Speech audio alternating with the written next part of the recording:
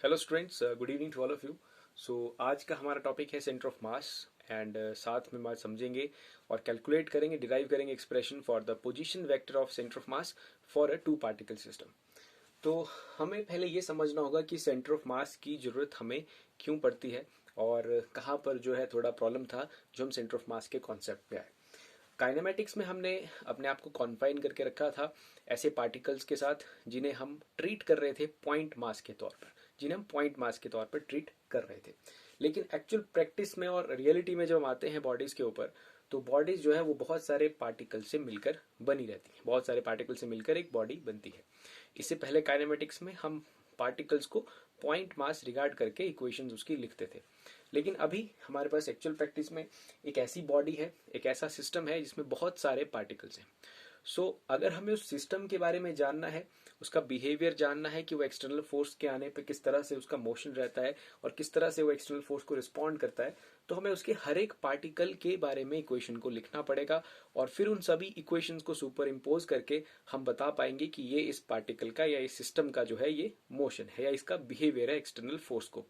लेकिन अब late us suppose एक बॉडी या एक सिस्टम जो है 1 लाख पार्टिकल से बना है, तो आप 1 लाख पार्टिकल्स के लिए इक्वेशंस लिखेंगे, फिर उसके बारे में आप उसके रिजल्ट्स निकाल पाएंगे सुपर इम्पोज करके सबको। ये प्रैक्टिकली पॉसिबल नहीं है, ये बहुत रिगरस मैथमेटिक्स इन्वॉल्व करता है।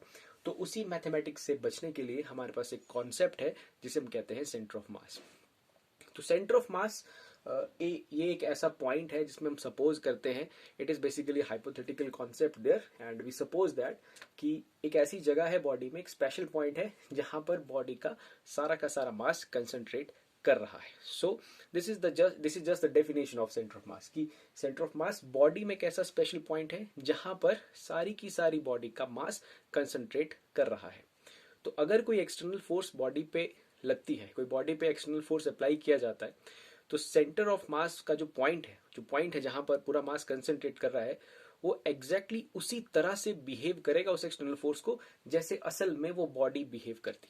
ओके, तो मतलब आपको क्या है, सभी पार्टिकल्स के लिए इक्वेशन लिखने की जरूरत नहीं है। आप सिर्फ सेंटर ऑफ मास के बिहेवियर को स्टडी करोगे कि वो एक्सटर्नल फोर्स को कैसे रिस्पॉन्ड कर रहा है और वही आपके बेसिकली बॉडी का बिहेवियर भी बता देगा। Okay, so that point is known as a center of mass. So this is a very special point in the body where whole of the mass is concentrated of the body. और basically दूसरे sense में आप ये समझ सकते हैं कि ये बॉडी को रिप्रेजेंट कर रहा है, ये बॉडी के लिए एक रिप्रेजेंटेटर का काम कर रहा है जो बॉडी के बारे में अकेला ही सब कुछ बताने के लिए काफी है, आपको हर एक पार्टिकल के ऊपर जाने की जरूरत नहीं है। So finally it is just a point where whole of the mass of the body is supposed to be concentrated. Okay, practically और 2-3 तरह से हम समझने की कोशिश करते हैं। जैसे कि ये एक एग्जांपल है, ये एक डायग्राम में जो है बेसबॉल का बैट बनाया गया है। हो सकता है डायग्राम आपको इतना सही ना लगे, but this is late us suppose कि एक बेसबॉल का बैट है और हमने उसे ऐसे फेंका। ये बेसबॉल का बैट जो है ऐसे यहाँ से एक दूसरी जगह तक चला जाता है।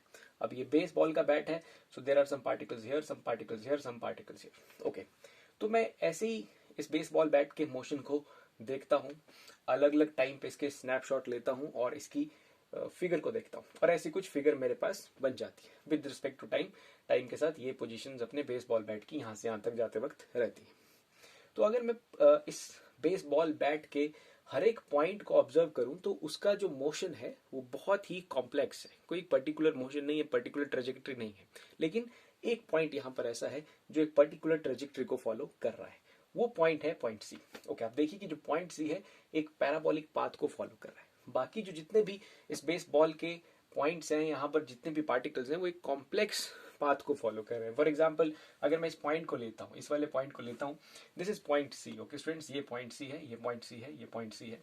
ओके, तो अगर जैसे मान लीजिए मैं अभी यहाँ पर एक पार्टिकल को कंसीडर कर लेता हूँ, तो ये पार्टिकल अभी यहाँ है, ये यहाँ है, कभी यहाँ है और कभी यहाँ होगा, कभी यहाँ। तो इस पार्टिकल का जो पाथ है वो एक कॉम्प्लेक्स पाथ है। ओके, लेकिन एक पॉइंट है यहाँ पर सी, इसका पाथ जो है एक पैराबोलिक पाथ है। तो इस बेसबॉल बैट का जो सेंटर ऑफ मास है वो बेसिकली हमारे पॉइंट सी पे लाई कर रहा है। ये जो पॉइंट सी है ये वो स्पेशल पॉइंट है जिसको हम सेंटर ऑफ मास कहेंगे, या इस बेसबॉल बैट का ये सेंटर ऑफ मास है।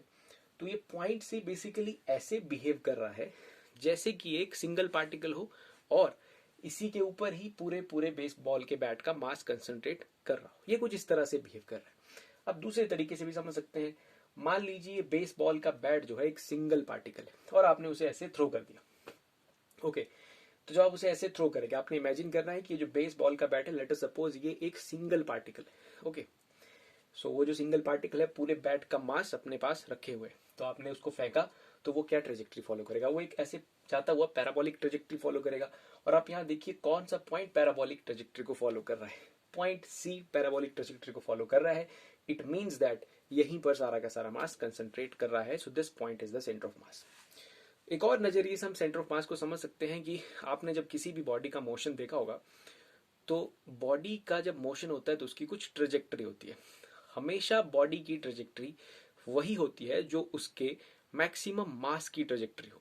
जहां पर बॉडी का एवरेज मास और most of the mass concentrate कर रहा हो, वही ट्रेजेक्ट्री बॉडी फॉलो करती है, जिस ट्रेजेक्ट्री में वो मैक्सिमम मास जा रहा हो।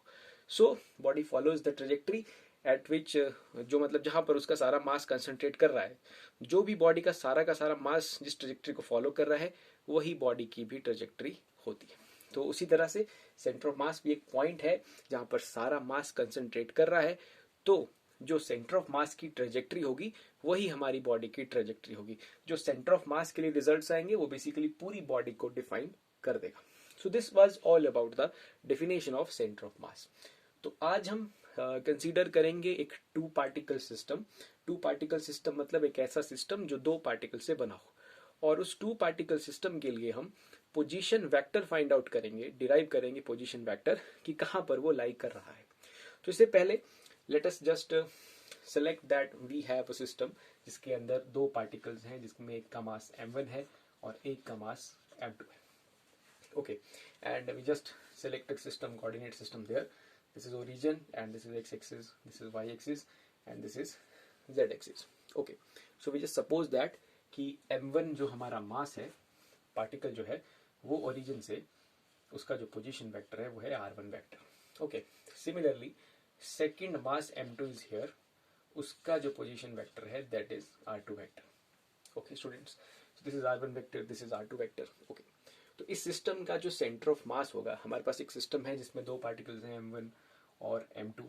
इस सिस्टम का जो सेंटर ऑफ मास होगा वो कहीं ना कहीं, हम एक लाइन ड्रॉ करते हैं जो m1 m2 को ज्वाइन कर रही है, तो कहीं ना कहीं इसी लाइन के बीच में कहीं पर लाई करेगा, इन मासिस m1 m2 के बीच में। एक ऐसा सिस्टम है जिसमें दो मासिस हैं, दो पार्टिकल्स हैं m1 m2, सो उनके कोऑर्डिनेट्स हमने लिखे ओरिजिन से r1 r2, and we suppose that कि इस सिस्टम का सेंटर ऑफ मास कहीं इस जगह पे लाई कर रहा है। वी जस्ट सपोज इट, और हमें वही पोजीशन के बारे में पता करना है। वी जस्ट सपोज दैट कि इस सिस्टम का सेंटर ऑफ मास कहीं यहाँ पर लाई कर रहा है, तो हमने उसका कोऑर्डिनेट लिख लिया r vector. So r vector is the position coordinate of centre of mass of this system, और इसे हम बेसिकली फाइंड करने जा रहे हैं।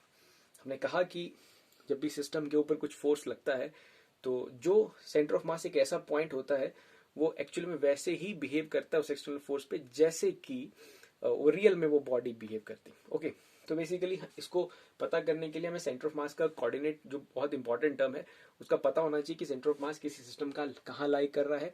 तो वही चीज हम यहाँ पर अभी सॉल्व करने जा रहे हैं। सो लेट अस सपोज हमारे सिस्टम पे जो है कुछ F एक्सटर्नल फोर्स अप्लाई किया जाता है। ओके, अब एक्सटर्नल फोर्स F अप्लाई किया जा रहा है, सिस्टम के पास दो पार्टिकल्स हैं, तो दोनों पार्टिकल्स पे वो F एक्सटर्नल फोर्स जाएगा। So let us suppose F1 external is the force on the first particle and F2 external is the external force on the second particle. अब ये जो पार्टिकल है M1 M2 सिस्टम के, वो अपनी mutual interaction की वजह से भी इंटरेक्ट कर सकते हैं एक दूसरे के साथ। So again we suppose that F12 and F21 are the forces between the particles, जो उनकी म्यूचुअल इंटरेक्शन की वजह से उनके बीच में फोर्सेस है। जैसे कि मान लीजिए F12 है force on the first particle due to the second one, and F21 is the force on the second particle due to the first one. तो हमने कहा कि सिस्टम पे F एक्सटर्नल फोर्स लगा, जिस टोटल फोर्स लगा F external, उसमें से F1 एक्सटर्नल गया फर्स्ट पार्टिकल के पास, and let us suppose second particle को मिलता है F2 external force. Okay, so this F external is basically F1 external plus F2 external. Okay, F external लग रहा है, दोनों को कुछ इतना इतना मिलता है। और हमने लिखा कि म्यूचुअल इंटरेक्शन की वजह से भी उनको ये फोर्स जो है वो मिल रहा है।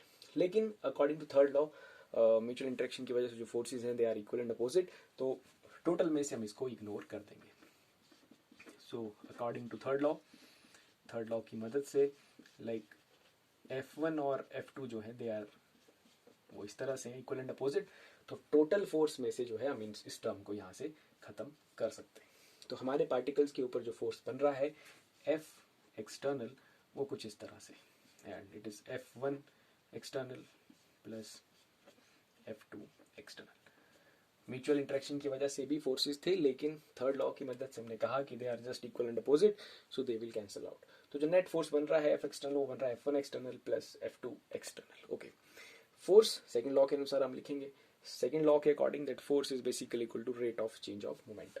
वी जस्ट सपोज दैट कि हमारे पास दो पार्टिकल्स हैं m1 m2, ये इनके पोजीशन वेक्टर्स हैं r1 and r2, and we also suppose this point that कि r1 r2 जो है इनके पोजीशन वेक्टर्स हैं at any time t। Okay students, so मैं F1 एक्सटर्नल और F2 एक्सटर्नल का फॉर्मूले को थोड़ा और मॉडिफाई करके लिख लेते हैं। हम जानते हैं सेकंड लॉ के according what is the force is equal to rate of change of linear momentum, so we write here F1 external की जगह लिखूंगा मैं, it is related to the first mass, so it can be written as d by dt of m1 v1 plus similarly मैं second पे भी लिख सकता हूँ, it is d by dt of m2 v2 vector।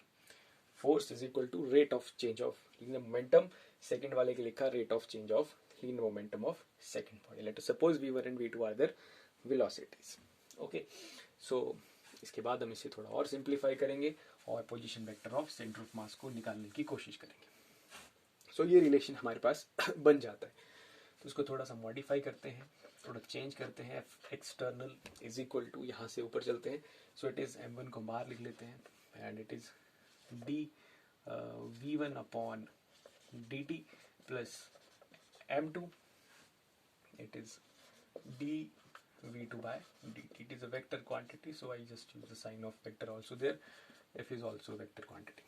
okay, so it is m1 dv1 dt plus m2 dv2 by dt, and हम ये भी जानते हैं what is velocity। velocity is the rate of change of position is known as the velocity, so हम इसको भी थोड़ा change करते हैं मैथमेटिकली, ये बन जाएगा d by dt, and velocity की जगह हम लिख सकते हैं dr1 by dt, because at that time t the position of that first mass is r1, and हम velocity को dr1 by dt करके लिख सकते हैं। एंड नेक्स्ट स्टेप में it is m2, so d by dt को ऐसे लिखिए, this is for the this is second velocity, दूसरे मास की वेलोसिटी है, इसको लिखा जा सकता है dr2 upon dt। Okay, so we are just left with one और मोर स्टेप्स, 2 स्टेप्स, और ये एक्सप्रेशन हमारा यहाँ पर खत्म हो जाएगा।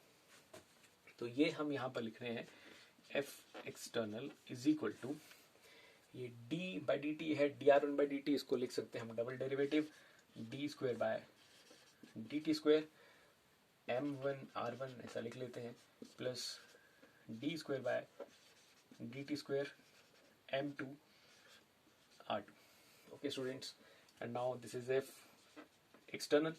हम यहाँ पर अपनी मर्जी से जो है m1 और m2 से, m1 प्लस m2 से डिवाइड कर देते हैं। m1 प्लस m2 क्या है, इस सिस्टम का टोटल मास, सो ये बन जाएगा, यहाँ मैंने अपनी मर्जी से जो है m1 प्लस m2 से मल्टीप्लाई भी किया और डिवाइड भी किया, तो मैथमेटिकली किसी तरह का कोई फर्क नहीं पड़ रहा है। यहाँ पर दोनों के पास like this d square by D t square है, कॉमन ले लेते हैं, एंड ये हमारे पास बचेगा m1 r1 plus m2 r2 divided by m1 plus m2।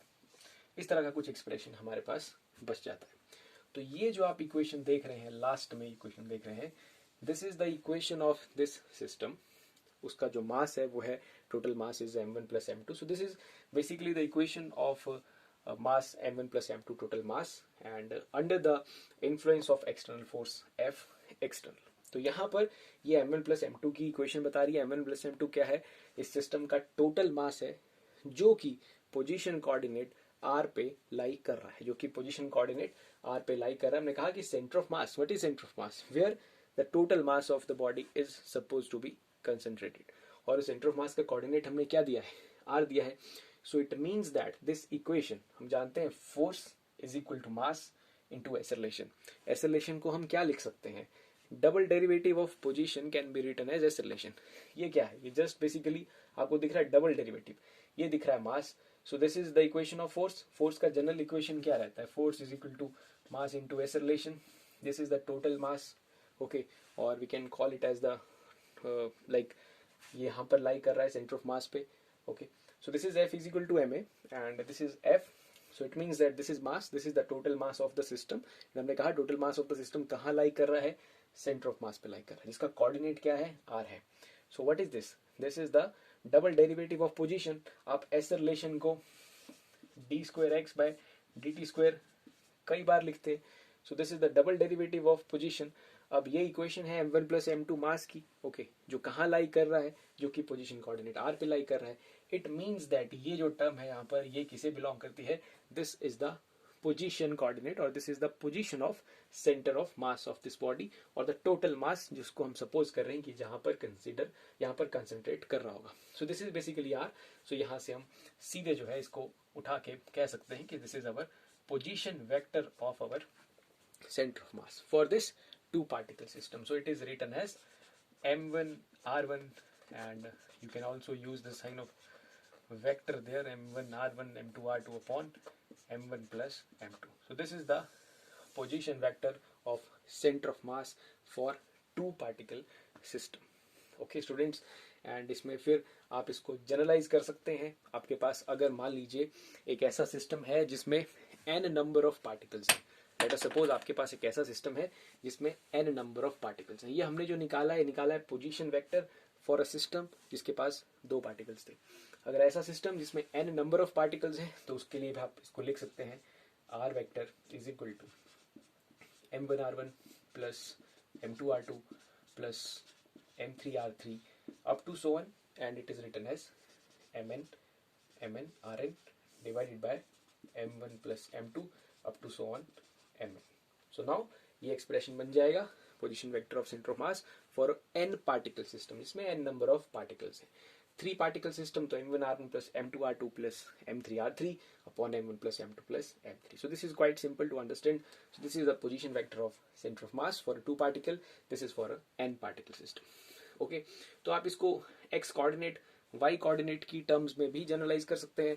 अगर आपके जो सेंटर ऑफ मास है, मान लीजिए सेंटर ऑफ मास जो एक ऐसी बॉडी है जो कि एक प्लेन में है, 2 डायमेंशनल बॉडी है, तो या 3 डायमेंशनल बॉडी भी है तो भी इस इक्वेशन को जनरलाइज किया जा सकता है। तो मान के चलते हैं हमारे पास जो बॉडी है वो एक 2 डायमेंशनल बॉडी है, तो जो सेंटर ऑफ मास होगा उसके 2 कोऑर्डिनेट्स होंगे। किसी भी 2 डायमेंशनल बॉडी के 2 कोऑर्डिनेट्स तो होंगे ही, x कोऑर्डिनेट और y कोऑर्डिनेट। हो सकता है बॉडी ओरिजिन पे लाई कर रही हो तो उसके x और y दोनों 0 हो जाएंगे, लेकिन in general like we have a body जो कि 2 डायमेंशनल है, तो उसके x कोऑर्डिनेट और y coordinate of centre of mass आपको लिखना पड़ेगा। तो वहां पर इस एक्सप्रेशन को आप कुछ इस तरह से लिख सकते हैं, x coordinate of centre of mass is equal to m1x1 plus m2x2।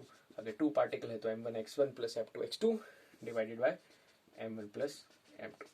Similarly आप उसका y कोऑर्डिनेट भी लिख सकते हैं, m1y1 plus m2 y2 divide by m1 plus m2। n particle है तो वैसे उसको सीधा ऐड करके टोटल मास उसमें डिवाइड कर सकते हैं। So this is the way to solve और to get the position of centre of mass of this 2 particle system. तो हमने शुरुआत की सेंटर ऑफ मास के साथ, तो इसका हमने कहा कि हमने जो काइनेमेटिक्स में कंसीडर किया, खुद को कॉन्फाइन किया एक ऐसे पार्टिकल पे जिसको हम पॉइंट मास कंसीडर कर रहे थे। तो पॉइंट मास जनरली बहुत छोटा मास रहता है। आप किसी बॉडी को पॉइंट मास तब कहते हैं, जैसे मान लीजिए मेरे पास 2 बॉडीज हैं, एक ये बॉडी है, एक ये बॉडी है, ओके। मैं इन बॉडीज को पॉइंट मास तब कहूंगा जब इन दोनों के बीच का डिस्टेंस इनके खुद के फिजिकल साइज के सामने बहुत ज्यादा हो, okay, then these bodies are regarded as point mass bodies. Okay students, so these are very small bodies. हम काइनेमेटिक्स में ये कंसीडर कर रहे थे, बट इन एक्चुअल प्रैक्टिस हमें ये पता चला कि एक सिस्टम जो है वो बहुत सारे पार्टिकल से बना रहता है, ओके। और हम हर एक पार्टिकल का मोशन तो स्टडी नहीं कर सकते हैं। किसी सिस्टम में 500 पार्टिकल होंगे तो 500 इक्वेशंस लिखना पड़ेगा। So it is quite complicated and rigorous mathematics involved there. तो उससे बचने के लिए हमारे पास एक स्पेशल पॉइंट है एक बॉडी में जिसे हम सेंटर ऑफ मास कहते हैं।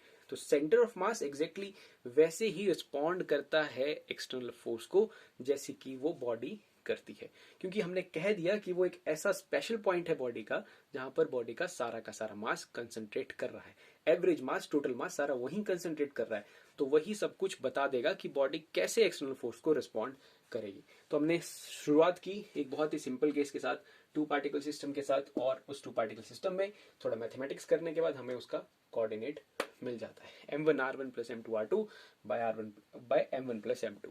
इसी को आप कर सकते हैं generalize for n particle system, and ऐसे सिस्टम के लिए जिसमें आपके पास 2 कोऑर्डिनेट्स हैं, 2 पोजीशन कोऑर्डिनेट्स हैं x y, वहां भी कर सकते हैं इस्तेमाल। अगर स्पेस में है x y z तीनों कोऑर्डिनेट्स हैं तो भी इस्तेमाल किया जा सकता है। यहाँ y के बाद z आ जाएगा, m1 z1 m2 z2 and it is m1 plus m2। Okay, with that thank you very much. आपको ये समझ आया होगा। Thank you very much.